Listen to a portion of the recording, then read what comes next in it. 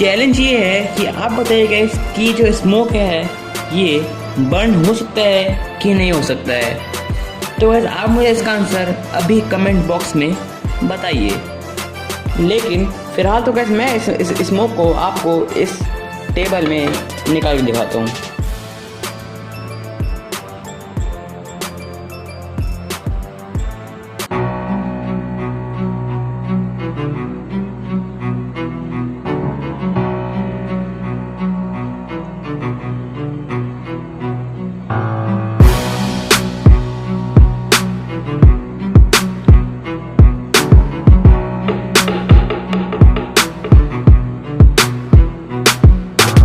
So guys I think ये जो smoke है ये इससे बाहर नहीं निकलेगा।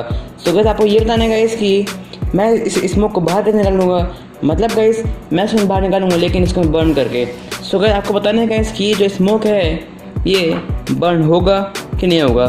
सो गाइस अभी आप इसका आंसर हमें कमेंट बॉक्स में बताएं। वीडियो अच्छी हो तो वीडियो को लाइक ज़रूर से कर दीजिएगा, चैनल को भी सब्सक्राइब कर दीजिएगा और गाइस उस बेल आइकन को ज़रूर से प्रेस कर दीजिएगा। सो गाइस मैं मिलता हूँ आपको नेक्स्ट वीडियो में, तब तक के लिए बाय बाय।